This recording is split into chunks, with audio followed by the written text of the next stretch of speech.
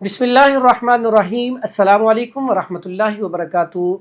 हकीम हाफिज़ फ़रहान हनीफ़ मक्की बैतुल हिकमत लाहौर की तरफ से आपकी खिदमत में हाज़िर हूँ। और आज का जो हमारा टॉपिक है वो है रसोली। ये जो गिल्टियाँ बन जाती हैं, सिस्ट बन जाती हैं, गांठें बन जाती हैं, बाज़ुकात क्या होता है कि हमारा जो मवाद है, फासद मादे हैं, वो किसी जगह जम जाते हैं तो वो वहाँ पे जगह उभरी हुई महसूस होती है, गिल्टी महसूस होती है।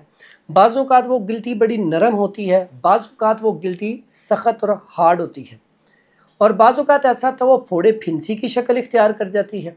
बाज़ुकात कहता है वो लिम्फ नूड्स छोटे छोटे वो महसूस होते हैं, और बाज़ुकात आपके अंडर आर्म गांठें सी महसूस होती हैं। और ये बड़ा तकलीफ़ देह अमल है, ये खूबसूरती को भी कम करता है। और बाज़ुकात ऐसा होता है कि आप किसी के पास चेकअप के लिए जाते हैं तो वो आपसे पूछते हैं आपको कोई पेन तो नहीं है, लेकिन वो कहते हैं ठीक है जी, आपको पेन नहीं हो रही तो कोई मसला नहीं। कभी भी आपके छोटी सी भी गिल्टी हो उसको आप मसला ना समझें, क्योंकि मेरे पास ऐसे पेशेंट आए हैं। अभी कोई रिसेंटली एक वाक़या मेरे पास आया, तो चेस्ट में हल्की सी बच्चे ना, जैसे बच्चा टक्कर मार दे तो छोटी सी हल्की सी चोट आई, छोटी सी गिल्टी बन गई। अब छोटी सी गिल्टी वो चेकअप करवाते रहे, लेकिन उन्होंने कहा कोई मसला नहीं, कोई मसला नहीं। लेकिन वो बढ़ता बढ़ता इतना बढ़ गया, जब उनकी तबीयत ज़्यादा ख़राब हुई पेशेंट की, जब वो हॉस्पिटल जाकर उन्होंने रिपोर्ट्स करवाई, उन्होंने कहा जी ये तो कैंसर हो गया आपको, चेस्ट कैंसर। तो फिर अब उनके छोटे छोटे 4 बच्चे, ठीक है, हस्बैंड उनका बहुत ज़्यादा बीमार, और उनकी हालत इतनी बेचारी की सीरियस हो गई कि मैं आपको बता नहीं सकता। तो ऐसे कितने केसेस होंगे जो बेचारे ऐसे ही ज़िंदगी गुजार रहे हैं, उन्हें पता ही नहीं कि ये छोटा सा मसला कितना बड़ा मसला बन सकता है। तो नाज़रीन, जब भी आपके जिस्म में कोई भी तब्दीली आए तो अल्लाह ताला ने देखें आपको कितनी बड़ी बड़ी सहूलतें दी हैं। आज तो टेस्ट की रिपोर्ट आप करवाएं, उसी टाइम आपको पता चल जाता है। आप अल्ट्रासाउंड रिपोर्ट करवा लें, आप MRI करवा लें, आप CT स्कैन करवा लें, यानी कि सहूलतें कितनी हैं। आप जैसे ही टेस्ट करवाएंगे आपको पता चल जाएगा आपके अंदर ये मसला चल रहा है। तो नाज़रीन, यहाँ पे कभी भी गलती ना करें, गिल्टी को आम मत समझें। अगर आपको गिल्टियाँ पैदा हो गई हैं, इसका सादा सा इलाज है। सबसे पहली बात तो अगर आपको खाने पीने ग़िज़ा की वजह से हुई हैं, बाज़ू का हम क्या करते हैं, राइस खाए ऊपर से ठंडा पानी पी लिया। हाँ, यहाँ पे एक बात आपको कहना चाहूँगा, हरगिज़ ये काम मत करें, नहीं तो आपको कैंसर हो सकता है, आपको गिल्टियाँ हो सकती हैं। वो काम कौन से हैं? कोल्ड ड्रिंक का कसरत से इस्तेमाल करें, बेकरी आइटम यानी कि मैदे की चीज़ें, इसका कसरत से इस्तेमाल करेंगे, या आप मुरगन अग़ज़िया बहुत ज़्यादा इस्तेमाल करेंगे, या आप एक्सरसाइज नहीं करेंगे, वॉक नहीं करेंगे, वर्जिश नहीं करेंगे, तब भी ये गिल्टियाँ बनेगी। क्योंकि आपका खून गाढ़ा होगा, चर्बी का लेवल बढ़ेगा, तो आपके गिल्टियाँ बनना शुरू हो जाएंगी। और जब ये गिल्टियाँ बनती हैं, खून गाढ़ा होना शुरू हो जाता है, फिर ब्लॉकेज आ जाती है। गिल्टियों को समझने के लिए बड़ी आसान सी सादा सी आपको मिसाल दे देता हूँ। अगर आप देखें तो पहले आप गाँव में जाएँ तो सीवरेज का निज़ाम ना ओपन होता था। आज लाहौर में, बड़े बड़े शहरों में तो सीवरेज का जो निज़ाम है वो नीचे पाइपलाइनें बिछी होती हैं, उनमें भी अगर ब्लॉकेज पैदा हो जाए तो क्या होता है, फिर फसाद होता है, पानी गलियों में खड़ा हो जाता है। इसी तरह अगर आप गांव में जाएं तो अगर वहाँ पे नाली है तो बड़ा ज़बरदस्त एक्सपेरिमेंट कर सकते हैं। बिल्कुल नई नाली बनी है, पानी साफ जा रहा है, लेकिन उसमें क्या होता है, आप कोई पत्थर फेंक देती हैं, वहाँ से पानी फिर रुक के चलेगा।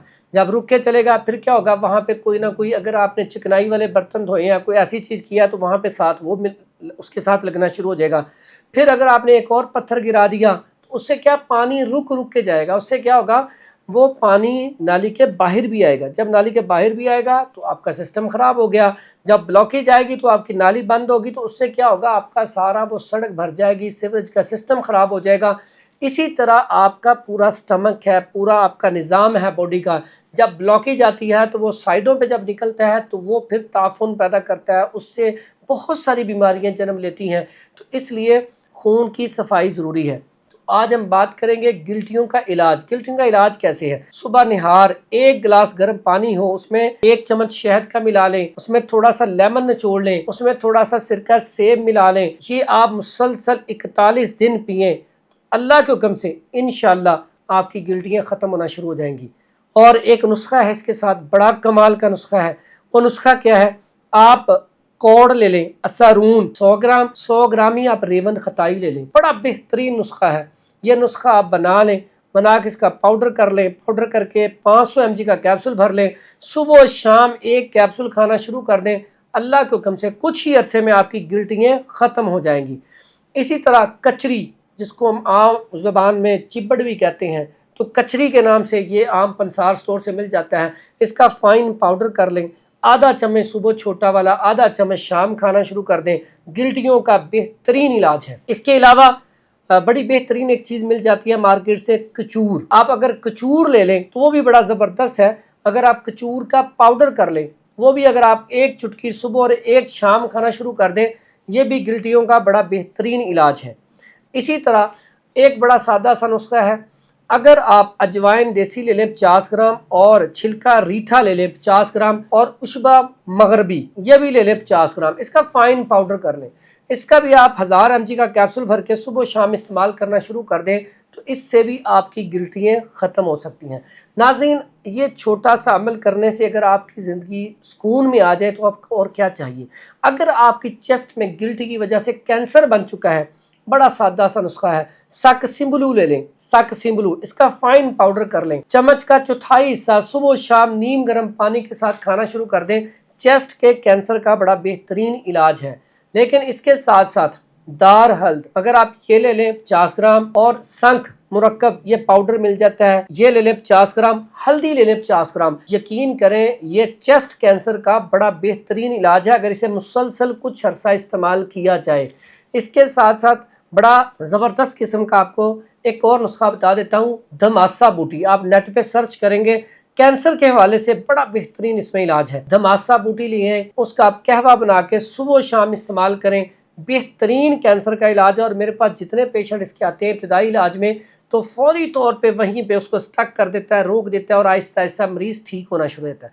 لیکن اس کے ساتھ ساتھ ایک کام نہ بھولیے گا، دیکھیں دوا ہم نے کوشش کرنی ہے، رب سے دعا کرنی ہے، ساتھ ہم نے قرآن پڑھنا ہے، سورہ رحمان کو بار بار پڑھیں، اور اس کے بعد آپ نہ ساتھ دعا کریں، ایک تو سورہ فلق اور ایک سورہ ناس کثرت سے پڑھیں۔ یقین کریں جب آپ یہ کثرت سے پڑھیں گے تو اس کا بڑا بہترین فائدہ ہے، اور اس کے ساتھ ساتھ آپ کے جہاں پہ بھی گلٹیاں ہیں، جسم میں وہاں جہاں جہاں آپ کے سوزش ہے وہاں پہ آپ سورہ فاتحہ اول آخر درود شریف پڑھ کے 7 دفعہ سورہ فاتحہ پڑھیں، پھر یہ دم کریں، یقین کریں آپ کو فوری طور پہ افاقہ نظر آئے گا اگر آپ کا توکل اور یقین رب کے اوپر مضبوط ہے۔